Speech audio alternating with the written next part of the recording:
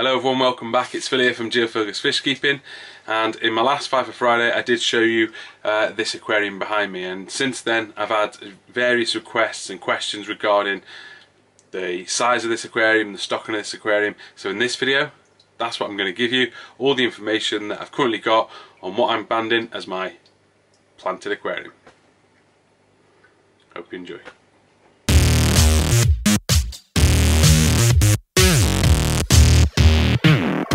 Before we get started, if you've got anything to add about this aquarium or any thoughts or opinions, make sure you put them in the comment section below. I love hearing your comments, and it really helps develop this channel and continue that conversation with all the viewers. Let's get into it.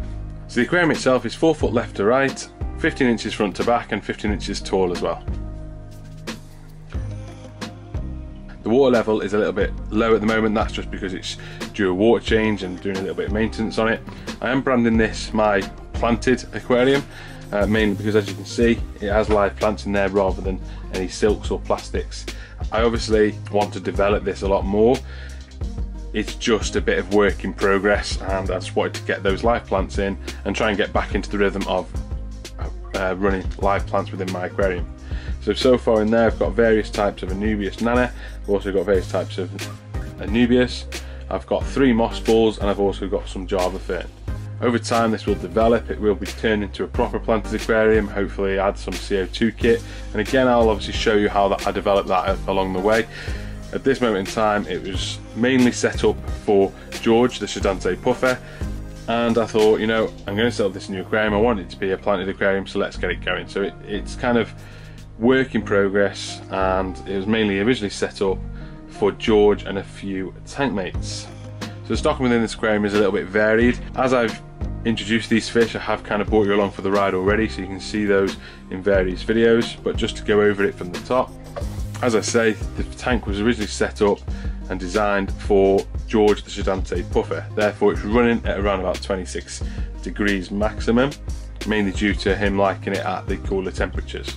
Also in there are the 6 Geophagus Pellegrini that I swapped in exchange for the female Pellegrini adult that I had. And on top of that there's various other types of Geophagus as well. I've got Geophagus spheni in there and Geophagus aparena, all growing on. Okay, they're all quite small juveniles and they're just growing on a little bit before moving to one of the main aquariums. Along the top as my top dwellers, I've gone for the freshwater archers. Again, these are juveniles, they're tiny, there's 4 of them in there. Absolute delight to have. Fascinated with these fish, and actually watching some of them spit water towards the top to try and knock off potential prey is fantastic to watch. Little archers, so they're doing really well. They're eating everything, which can be a little bit unheard of for these freshwater archers. Difficult to eat at first, but eventually obviously you can get them onto things, and to be fair, the store that I got them from, they did most of the hard work for me, and by the time I got them they were eating bloodworm, flake food and other dry foods as well. And the only other mid-dwelling fish in this aquarium is a pair of bleeding heart tetras. They were just something that I picked up from a friend of mine that's also in the hobby. They wanted to move them on. I said I'd take them on, and maybe in the future we could look at potentially trying to get them to breed. I'd have to look into that. I'm not sure how difficult it is. I know that some tetras are very difficult to breed. I know it's a male and I know it's a female due to the different style of the top fin, the dorsal fin. So over time maybe that is something I can look to do in the future, is trying to get them to breed. Now also within this aquarium there are various bottom dwellers, various catfish of a sort. So I've got 3 Dwartseye cories in there. They're becoming quite a decent size. They were quite a good size when I got them and they seem pretty happy. And I've also got a selection of plecos. It was this aquarium that had my bristlenose plecos that actually laid some eggs. I've got a sneaking suspicion that there may be some fresh eggs just to the whereabouts of the male. It's similar place to where he was last time when there was eggs, but obviously those eggs were unsuccessful. And on top of the bristlenose plecos there are an L75 pleco in there, a gold nugget pleco, and a tiny blue phantom pleco, as well as a green phantom pleco. So there's a lot of plecos in there. I'll try and get some shots of those. At the moment they're a little bit hiding, maybe due to the lighting and what have you. If you look under the wood, I'm not sure you'll be able to see it, but under the wood here, you can maybe see the L75 Parapleco. On the other side, you've got the gold nugget. It's just this tip of his tail sticking out just above the moss pool. And in between them, again under the wood, is the tiny blue phantom. The green phantom itself tends to hide behind the back. This aquarium itself is really exciting. I'm really looking forward to how it develops, how the fish develop. Obviously the 6 Pellegrini, I'm hoping to get a mixture of males and females. They're still a little bit young to tell. 1 or 2 of them are starting to show some colours and getting a little bit of an edge on the side, so potentially they are the males. I'm going to keep you up to date with them. The 2 Spheni in there, they've already got, at such a small size, they've already got fantastic coloration down the side, and that's why I bought them in the first place and we moved them in. I've had them a couple of months now. They haven't grown loads, but they have started to again grow some size. If the water gets too warm, their growth rate will be stunted.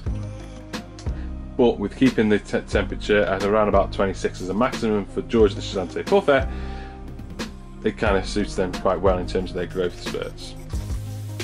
The Aquarium, they again should be a pair. We tried to vent them in the store to guarantee that you have a mix of genders and to guarantee, you know, a chance of breeding. You kind of want to get a group like I have with the Pellegrini. But with the Aquarium, we did try and vent them at the store. It did seem like it's a male and a female. One is becoming quite a little bit larger than the other one, so I am hopefully thinking that will be a male and the other one a female. And there's one fish in here that I've not mentioned so far, and one reason for that is not necessarily that I forget about him as such, but I hardly ever see him. And he's actually a really exciting fish, and I absolutely love it when he does come out, generally around feeding time. But generally speaking, he's hiding under the wood over on the right hand side, and he is a Peruvian knifefish. Really good banding coloration down his side. He is obviously a predator, and as he puts on some size, he won't be able to stay in this aquarium with these smaller fish, and in the long run I don't really want him in here. I couldn't put him in my main aquarium at the moment, A, because of his size, and B, because of the black ghost knifefish that I have. Star of the show in this aquarium is by far and easily George the Schizante Puffer. I've done videos on him and also a species special on him, so if you haven't seen that, check that out. If you're interested in keeping them, I know some people that have looked into keeping them found that video quite useful, so please go and check that out, and if you like it, give it a thumbs up.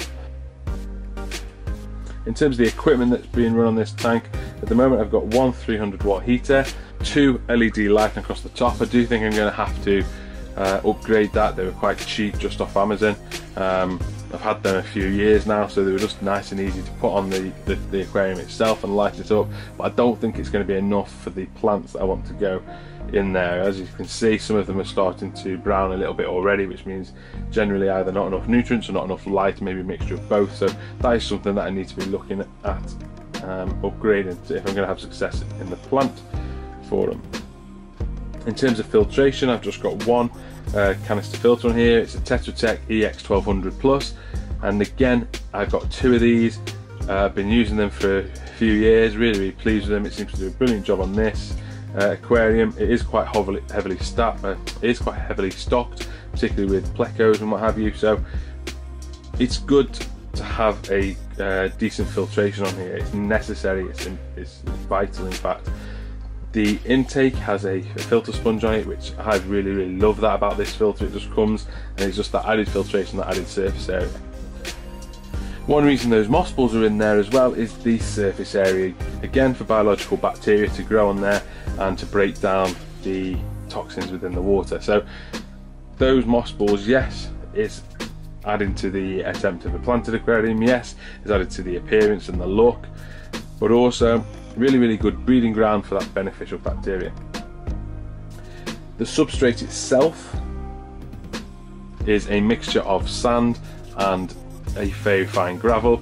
All my aquariums generally are either bare bottom or sand, and with this one I wanted something a little bit different, and I really like the effect it had. It's mixed in quite well in most places, and it actually gives that, to me, a little bit more of a natural appearance.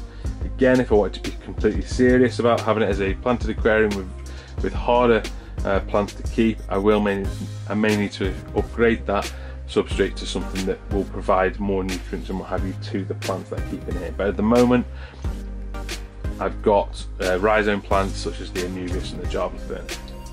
One bit of equipment that I haven't mentioned so far is on the right hand side. I've got the Aquamedic Eco Drift 4.1 running as a wave maker, just to add to that added circulation within that aquarium, to make sure detritus and what have you within the tank is being moved to the end of the aquarium that will be taken out through the filter, but also just to get that circulation within the water and that oxygen and that water surface agitation, etc, etc.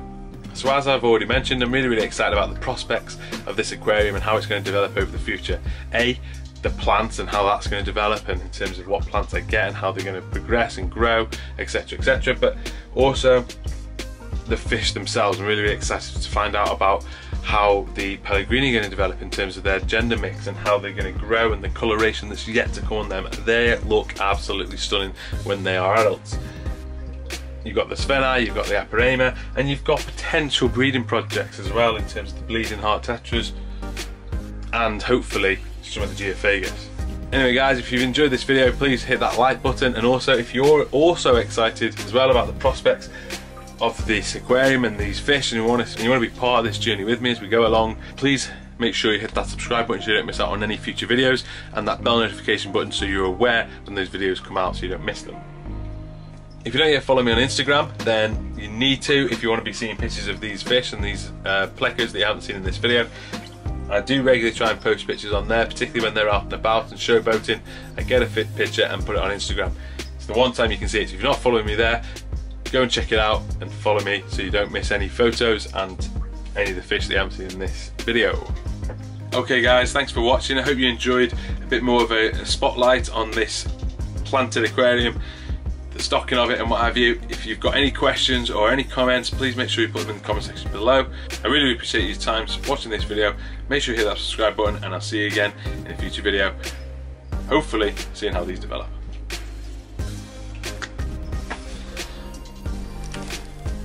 George showing off as usual.